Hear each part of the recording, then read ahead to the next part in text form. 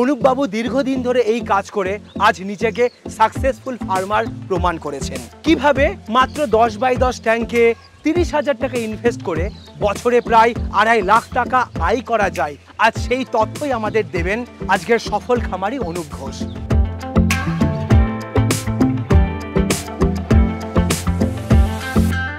যে কোনো ব্যবসা করার আগে অবশ্যই সেটা যাচাই করে নেবেন, কারণ প্রত্যেকটি ব্যবসা ঝুঁকি সাপেক্ষ।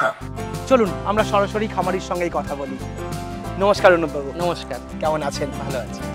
তো রাশিয়া থেকে ফিরে মাছ চাষি, ব্যাপারটাই একটু অদ্ভুত এবং একটা ইন্সপায়ারিং স্টোরিও বটে। যদি আমাদের সঙ্গে একটু শেয়ার করেন কিভাবে হলো এটা। ব্যাপারটা হচ্ছে আমার ফ্যামিলি রিলেটেড যারা আছে, আমার মামারা সবাই এই মাছ ব্যবসার সাথে যুক্ত। আচ্ছা। তো আমি যেখানে থেকে এসেছি, তো সেখানে ছোটবেলাতেই পড়াশোনার মধ্যেই ছিলাম, তারপর চাকরি করেছি এবং তারপর বিদেশে চাকরি করেছি। আচ্ছা। তো একটা টাইম পর যখন ফিরে আসি, তো তখন আবার এই জিনিসটার উপর একটা আলাদা ভালোবাসা ছিল, তো সেই ভালোবাসার থেকেই এই প্রফেশনে চলে আসা। আচ্ছা, এই মাছ চাষ করে আমরা যে তথ্যটা আপনার কাছ থেকে পেয়েছি যে মাত্র 10x10 ট্যাঙ্ক থেকে খুব সামান্য ইনভেস্ট করেও একটা হিউজ প্রফিট বের করা যায়। প্রায় 7 থেকে 8 মাস একটা বড় সিজন থাকে এবং সেখানে মানে নিট প্রফিট প্রায় 2.5 লাখের ওপর থাকে, 2.5 থেকে 3 লাখ 4 লাখও হতে পারে। তো এটা কি সত্যিই সম্ভব? হ্যাঁ, এটা সম্ভব, তবে তার জন্য 3টে জিনিস দরকার। এক হচ্ছে সঠিক নলেজ, সেকেন্ড হচ্ছে স্কিল, তৃতীয়ত এবং সবথেকে বেশি ইম্পর্টেন্ট যেটা যে মার্কেটিং স্কিল। আপনি কতটা সুন্দরভাবে ভালো দামে মাছের চারাটা বেচতে পারবেন, তার উপরই আপনার এই ব্যবসাটা নির্ভর করবে। বাহ, তাহলে আপনার কাছ থেকে আজ এই মাছের ব্রিডিং এর বেশ কিছু তথ্য আমরা নেব, যেটা একজন নতুন উদ্যোক্তা যারা ব্রিডিং শিখতে চায়, ব্রিডিং করতে চায়, তাদের যাতে কাজটা অনেক বেশি সহজ হয় এবং তারা যাতে পুরো বিষয়টার উপরে একটা জ্ঞান অর্জন করতে পারে। চলুন তাহলে আপনার হ্যাচারিতে একটু ভিজিট করি এবং পুরো বিষয়টা আমরা দেখি। অবশ্যই।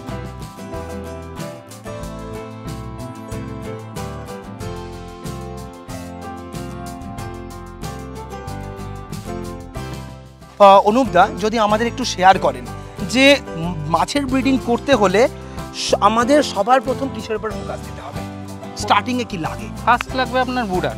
এবার বুডারটা আপনি পুকুরে স্টকিং করবেন বা ট্যাঙ্কে স্টকিং করবেন, সেটা আপনার যে জায়গাটা প্রেফারেবল। যেমন আমার পুকুর রয়েছে, তাই আমি পুকুরে স্টক করেছি।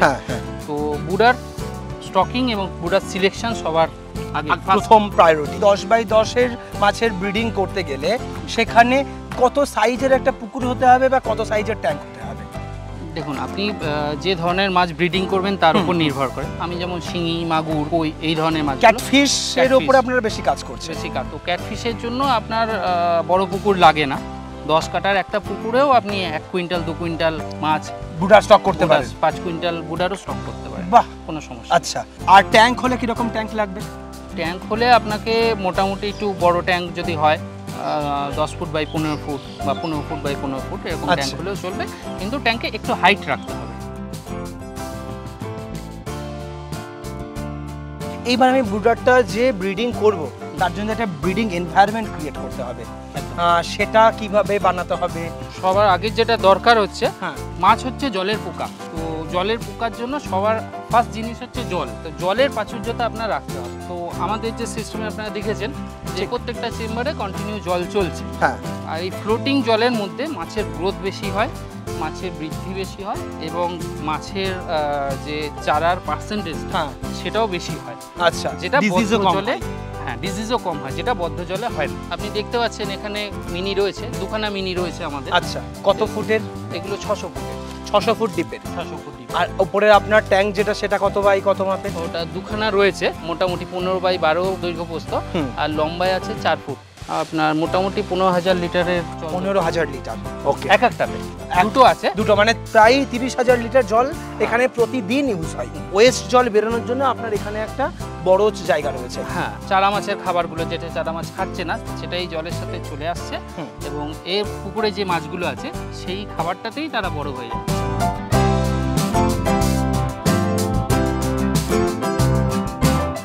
এবার আমরা চলে আসি ভিডিওর একদম ইম্পর্টেন্ট পয়েন্টে। এখান থেকে ভিডিওর মেন পার্ট শুরু হচ্ছে। এই পার্টে আমরা দেখাবো একটা ব্রিডিং করতে গেলে তার ট্যাঙ্ক প্রিপারেশন কেমনভাবে বানাতে হয়, ট্যাঙ্ক প্রিপারেশন কেমন থাকে। অনুপ বাবু, আপনি যদি একটু এক্সপ্লেন করেন। ট্যাঙ্কটা দেখতে পাচ্ছেন এটা আমি আমার সুবিধা মতো বানিয়েছি। আচ্ছা। এটা 15 ফুট বাই 15 ফুটের ট্যাঙ্ক আছে এবং ট্যাঙ্কের মিডিলটায় এইরকম একটা লোহা স্ট্রাকচার পুরো সিমেন্টের সাথে ফিক্সড করা আছে। আচ্ছা, তলাটা কংক্রিট সিমেন্ট করা, তো এটা কংক্রিট সিমেন্ট করা। একটা ঢালু রয়েছে, কত ইঞ্চি ঢালু করা হয়? এখান থেকে মিডিল অবধি আপনার 4 ইঞ্চির ঢালু রয়েছে। 4 ইঞ্চি ঢালু, ওকে। আর আমরা দেখতে পাচ্ছি এখানে মিডিলে একটা গর্ত, সাইডে একটা গর্ত, দুটো মানে ফুটো রয়েছে। এইটা মিডিলটা যেটা এটা জল কমানোর জন্য, আচ্ছা, যে নোংরা টোংরাগুলো জমবে এই জায়গাটায় এসে এটাকে বার করে দেয় যাতে নেটের মধ্যে দিয়ে জলটা বেরিয়ে যায়। আর সাইডের ফুটোটা রয়েছে, যখন আমার মাছটা রেডি হয়ে গেল বিক্রি হবে তখন ওই মাঝখানের আমি ফুটোটা খুলে জল মাছটাকে পুরো বাইরে নামিয়ে দেব। আর এইবার এখানে যে লোহার এই তারজালিটা করা রয়েছে, এই স্ট্রাকচারটা কত বাই কত মাপের হয়? এটা মোটামুটি আপনার 1 থেকে 1.5 ফুট ব্যাসার্ধ নিয়ে রাউন্ড করা থাকে। হাইটটা আপনার এটা 1.5 ফুটের থাকে। 1.5 ফুট। সাইডে আপনারা একটা মশারির নেট দিয়ে ঘিরে দেন। এই মশারিটা দিতে হয় কেন? এটা দেওয়ার জন্য ডিমটা যখন থাকছে জলটা অনবরত ফ্লো হচ্ছে, ডিমটা যাতে বেরিয়ে যেতে না পারে সেই জন্য মশারিটা দিয়ে আটকে রাখা। এই ট্যাঙ্কের যে সাইড হাইট মোটামুটি কতটা করা হয়েছে এই নিচ থেকে? এটা আপনার 1.5 ফুটের হাইট আছে। 1.5 ফুট। এটা কি ক্যাটফিশের জন্য এই ট্যাঙ্কটা আদর্শ? হ্যাঁ।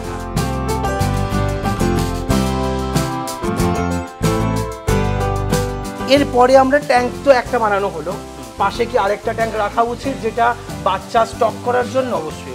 একটা স্টকিং হবে, একটাতে ব্রিডিং হবে। স্টক ট্যাঙ্ক আমরা একটু দেখি। তাহলে এটা হচ্ছে স্টক ট্যাঙ্ক। একদম। বাহ, এটাও কি সেম মাপেরই বানানো? সেম মাপেরই বানানো। আচ্ছা, তো এখানে মোটামুটি কত মাছ একসঙ্গে থাকতে পারে? এতে মোটামুটি 2 লাখ বাচ্চা একসাথে থাকতে পারে। কত সাইজ পর্যন্ত?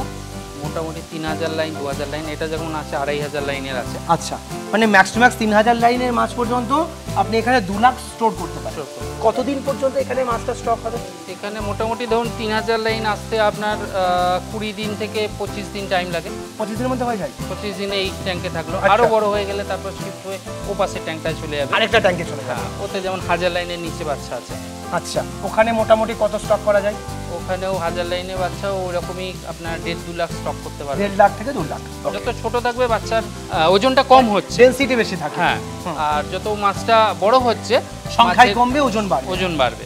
তো এবার হচ্ছে কিন্তু খুব ইম্পর্ট্যান্ট একটা জিনিস, কিভাবে আপনি ব্রিডিং জোন ক্রিয়েট করবেন, ব্রিডিং করার আগে কি কি রেডি করে রাখতে হবে সেটা এবার আমরা দেখব। অনুপদা যদি আমাদের একটু এক্সপ্লেন করেন। তো বুডা সিলেকশনের পর আমরা ট্যাঙ্কটা এইভাবে রেডি করব। আচ্ছা, যে ফুল ট্যাঙ্ক জল ভরে নেব 3 ফুট হাইটে। ঠিক আছে, জল ভরা থাকলো এবং তার মধ্যে এইরকম একটা নেটের, এটাকে হাপা বলি আমরা, ওকে, এইরকম একটা নেটের হাপা টাঙিয়ে দেবো। আচ্ছা, হাপাটা যে আপনার থিকনেস আছে এর মধ্যে বুডার আটকে থাকবে, কিন্তু যখন ডিমটা ছাড়বে ডিমটা অটোমেটিক্যালি মানে নেটের ফাঁকাগুলো দিয়ে ডিমটা বেরিয়ে চলে আসবে এবং এই পুরো ট্যাঙ্কের মধ্যে ছড়িয়ে যাবে। পুরো ট্যাঙ্কের মধ্যে ছড়িয়ে যাবে। আর এখানে কি জলের ফ্লোটা রাখতে হয়? জলটা ঘুরতে দিতে হয়? একটা শাওয়ার এইখানে যেমন চলছে, এই শাওয়ারটা দেখতে পাচ্ছেন, এরকম একটা শাওয়ার চালানো হবে, ঠিক, এবং একদিকেই জলটা ঘুরবে। যখনই রাউন্ড হয়ে ঘুরতে থাকবে, হ্যাঁ, মাছ ডিমটা দেবে ওই জলের ফোর্সে একটা দিকে, মানে তলায় পড়ে থাকবে না, বেরিয়ে যাবে। বাহ। আর এখানে কতক্ষণ থাকে? এখানে সারা রাত থাকবে। সারা রাত থাকবে। আচ্ছা, এইবার এইখানে মাছ ইনজেকশন করার আগে কি কিছু করে রাখতে হয় প্রিপারেশন? আগে ট্যাঙ্কটা পুরো পরিষ্কার করে, নেট পরিষ্কার করে, ট্যাঙ্ক একদম স্যানিটাইজ করে রেডি রাখতে হবে, যাতে মানে 0% কোনো ইনফেকশনের চান্সেস না থাকে। এই মাছ ইনজেকশন করার আগে কি আর কোনো প্রিপারেশন করে রাখতে হয়? হ্যাঁ, আরও আগে পাশে একটা ট্যাঙ্ক রেডি করে রাখতে হবে, যেখানে আপনি বুডারটা জল খাওয়ার জন্য, বুডারটাকে রেস্ট দেওয়ার জন্য, যখন বুডারটা তুলে আনে মাছ স্ট্রেসে থাকে, সেই স্ট্রেসটাকে মুক্ত করার জন্য শাওয়ারিং করে এরকম হাপা করে ওই হাপার মধ্যে মেল এবং ফিমেল মাছ রাখা হবে। আচ্ছা, তো মোটামুটি রেশিও কত পার্সেন্ট রাখছেন মেল আর ফিমেলের? রেশিও সাইজের ওপর হয়। হ্যাঁ, যদি ভালো সাইজের হয় আপনি মেল এবং ফিমেল আপনি 3:2 রেশিওতে করতে পারেন। 5 কিলো যদি আপনি মাছের ইনজেকশন করেন, ওতে আপনার 3 কিলো ফিমেল থাকবে এবং 2 কিলো মেল থাকবে। ওকে, তো এটা কতক্ষণ এই জলের মধ্যে রেস্ট করাতে হবে মাছগুলোকে? মোটামুটি 2 থেকে 3 ঘন্টা রেস্ট করলে ভালো। তাহলে এখানে এবার শাওয়ারিং করার পরে মাছগুলোকে আপনারা 3-4 ঘন্টা পরে তুলে নিয়ে চলে আসছেন। নিয়ে এসে এইরকম পাত্রে আমরা যেটা দেখছি, মেল আর ফিমেলটাকে একদম আলাদাভাবে বেছে নিচ্ছেন। তো এইবার এটাকে কি করা হবে? এবার এটাকে ইনজেকশন করা হবে, হরমোনাল ইনজেকশন করা হবে। তাহলে আমরা কি ইনজেকশন প্রসেসটা দেখব? একদম।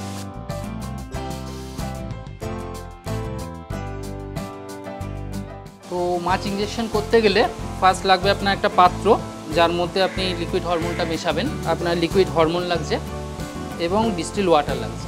তার সাথে রাখছে সিরিঞ্জ, এটা ওষুধের রেশিওটা মেশানোর জন্য। আর এগুলো রাখছে ইনসুলিন সিরিঞ্জ, এইগুলো মাছের বডি ওয়েটের সাথে এর দাগগুলো থাকে, সেই দাগ হিসেবে আমরা ইঞ্জেকশন করি।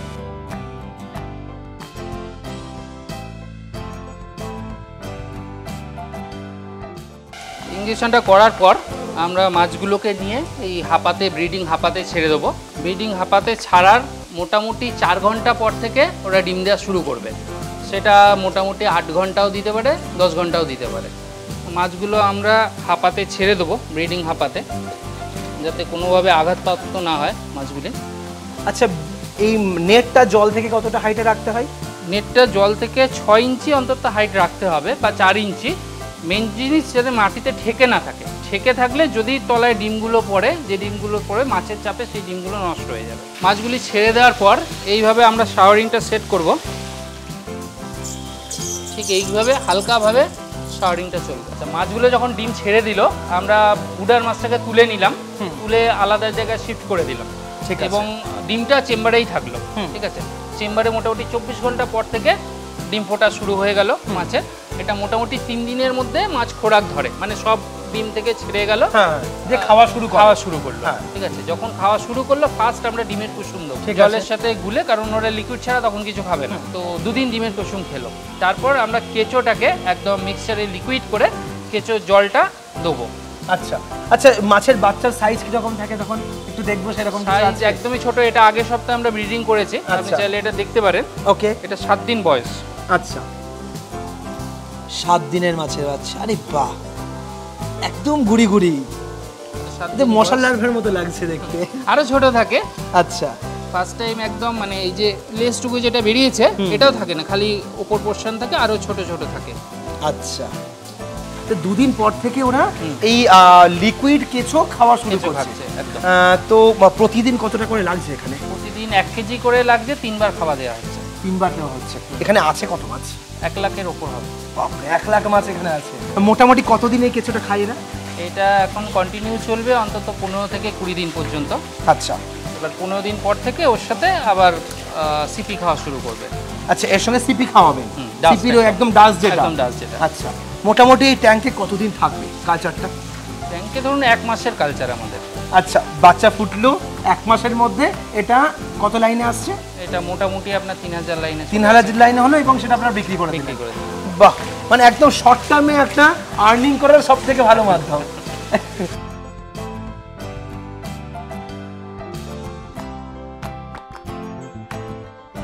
আচ্ছা, এবার আপনার কাছে একটা খুব ইম্পর্টেন্ট জিনিস জিজ্ঞাসা করি। এই মাছের ব্রিডিং সেট আপ তো খুব সহজ পদ্ধতিতে, যেটা আপনি দেখালেন, প্রায় 1 মাসের মধ্যে একটা সুন্দর কালচার ওঠে। এবার ইনভেস্টমেন্ট এবং আয়ের কথাই যদি আসি, কত টাকা এর পেছনে ইনভেস্ট হয় এবং কত টাকা রোজগার আসতে পারে? তো ইনভেস্টমেন্ট বলতে আপনি যেরকম পরিসরে করবেন আয়টাও তার উপরে। আপনি যদি স্বল্প পরিসরে করেন তার একটা আয় আছে, যদি বৃহৎ পরিসরে করেন তার আয়টা বৃহৎ। তো স্বল্প পরিসরে করলে আপনি 30 থেকে 40 হাজার টাকার মধ্যে পুরো সেট আপ রেডি করে ফেলতে পারবেন। ট্যাঙ্ক বানানো, জলের ট্যাঙ্ক বানানো, অন্যান্য মেটেরিয়ালগুলো কেনা, সবগুলো দিয়ে কিছু একটা স্বল্প পরিসরে একটা 10,000 লিটার ট্যাঙ্কে আপনার রেডি হয়ে যাবে। মানে 10 বাই 10-এর একটা ট্যাঙ্ক। 10 বাই 10। তো এবার আমি যদি একটা ধরুন ব্রিডিং করলাম, 1 মাসের একটা কালচার করলাম, তাহলে কালচারের পেছনে এবার আমার ইনভেস্টমেন্ট কত থাকে? কালচারের পেছনে আপনাকে ফার্স্ট বুডার কিনতে হবে। বুডার ধরুন 1000 টাকা যদি কেজি হয়, আপনার 5 কেজি বুডার আপনি কিনলে 5000 টাকা। আপনি ইঞ্জেকশন কিনলেন, ডিস্টিল ওয়াটার কিনলেন, আনুষঙ্গিক যে যে জিনিসগুলো লাগে, ঠিক আছে, সব মিলে ধরুন আরও 2000 টাকা। প্লাস আপনি ইলেকট্রিক খরচ আছে 2 থেকে 3000 টাকা মাসে, সব মিলে 10 থেকে 12,000 টাকার মধ্যে আপনার 1 মাসের একটা কালচার কমপ্লিট হয়ে যাবে উইথ খাবার। তার মধ্যে খাবারটাও চলে আসে। তার মধ্যে খাবারও চলে আসে। ওকে, এই যে কালচারটা হচ্ছে, একটা কালচারে আমি কত পরিমাণ মাছ পাবো এবং কত % বাঁচবে, কত টাকা মার্কেটে বিক্রি হবে? আপনার 5 কিলো মাছ যদি হয়, সঠিকভাবে ইঞ্জেকশন হয়, আপনার 1 লাখের উপর বাচ্চা হয়ে যেতে পারে। আচ্ছা, 1 লাখ বাচ্চা 3000 লাইনে আস্তে আস্তে ধরুন 50% মর্টালিটি হয়ে গেল। ঠিক আছে, সব থেকে বেশি লোয়েস্ট থেকে লোয়েস্ট ছেড়ে দিল 50% যদি মাছ আপনার দাঁড়িয়ে যায়, 50,000 মাছ আপনি পাচ্ছেন। 50,000 মাছ যদি 1.5 টাকা করে আপনার রেট হয়, আপনার 75,000 টাকা থাকছে। আপনি ওখান থেকে খরচা বাবদ 10 থেকে 12,000 টাকা ছেড়ে দিলেন, আরও বেশি করে আপনি ধরুন 15,000 টাকাও ছেড়ে দিলেন। তো 75 থেকে আপনি 15 যদি ছেড়ে দেন, আপনার ওখানে থাকছে প্রায় 65,000 প্রায় 65,000 টাকা। 65,000 আপনি আরো বেশি ছেড়ে দিন, আনুষঙ্গিক যদি কোনো খরচা বেড়ে, ঠিক। ওষুধ মেডিসিন, আমি লেবার কস্টিংটা ওর মধ্যে ধরে নিলাম 10,000 টাকা আমার লেবার কস্টিং গেল এক তাও মাসে। ছেড়ে দিন, 65 থেকে আরো 15 আপনি ছেড়ে দিন, তাতেও আপনার সব ছেড়ে ছুড়েও 50,000 টাকা আপনার থাকছে নিট প্রফিট থাকবে। Net profit. ওকে, আপনি প্রতি বছর কত মাছের কাজ করেন? আমার বছরে মোটামুটি শিঙি ধরুন 10 থেকে 12 লাখ বেরিয়ে যাচ্ছে, আচ্ছা, মাগুর 3 থেকে 4 লাখ বেরোচ্ছে, আর কইটা এখন কমে গেছে, আগে কইটা হিউজ রেটে বেরোতো। আচ্ছা, এবং এরপর পাবদা থাকছে, পাবদাও মোটামুটি 2 লাখ 2.5 লাখ বেরিয়ে যাচ্ছে। ওকে, গড় পড়তে তাহলে প্রায় 20 লাখ কাছাকাছি আপনি মাছের কাজ করেন। 20 লাখ মাছ, যদি আমি 1 টাকা করেও ধরে তাহলে 20 লাখ টাকার ব্যবসা। ব্যবসা সত্যিই এইরকম, যদি শ্রম দেওয়া যায়, যদি সঠিক নলেজ নেওয়া যায়, যদি আপনি সঠিক লেবার ম্যানেজমেন্ট করে কাজ করতে পারেন, তাহলে কিন্তু আপনাকে একটা হিউজ প্রফিট দেবে। মাছের ব্যবসা এমনই একটা ব্যবসা যেটা আপনাকে মানে কোটিপতি বানাতে পারে। আমি যদি এই জায়গা বলি নৈহাটি, এখানে আপনি আসলে দেখতে পাবেন এরকম হাজারো হাজারো চাষি আছে যারা প্রতি বছর এরকম কয়েক কোটি টাকার টার্নওভার করে তার ব্যবসা থেকে। তো দাদা মাছ চাষ নিয়ে বহুদিন ধরে কাজ করছেন, একটা ভীষণ অভিজ্ঞতা রয়েছে। আপনারা যদি মনে করেন এই ধরনের মাছের ব্রিডিং শিখবেন, দাদার কাছ থেকে এরকম কোয়ালিটির মাছ নেবেন, তাহলে কিন্তু আপনারা যোগাযোগ করতে পারেন। দাদা অবশ্যই চেষ্টা করবে আপনাদের শেখানোর জন্য। তো আপনার এখানে শেখার ব্যবস্থা কিছু আছে কি? হ্যাঁ, এখানে শেখার ব্যবস্থা আছে, যে এসে শিখতে আগ্রহী আছে তাদের শেখানোর ব্যবস্থা রয়েছে। শেখাতে পারবেন, এখানে থেকে আপনি ট্রেনিং করাতে পারবেন মানুষ। ওকে, তো একটা দারুণ ভিডিও আপনাদের উপহার দিলাম, কেমন লাগলো অবশ্যই কমেন্ট করে বলুন। মাছের ব্রিডিংয়ের উপরে আর কোন কোন নলেজ আপনার জানার প্রয়োজন সেটা আমাদেরকে প্রশ্ন করুন। আমরা চট করে দাদার কাছ থেকে একটু অ্যাড্রেসটা নিয়ে নিই। দাদা আমাদের যদি অ্যাড্রেসটা একটু বলেন। এটা হচ্ছে নৈহাটি কুলিয়াগড়। আচ্ছা, তো কুলিয়াগড়ে এসে আপনাকে কিভাবে যোগাযোগ করবে? কুলিয়াগড়ে এসে আমার নাম্বার আছে, নাম্বারে ফোন করলে পেয়ে যাবে। ওকে, তো আমরা ভিডিও স্ক্রিনের উপরে এবং ডেসক্রিপশনে ফোন নাম্বার দিয়ে দিচ্ছি।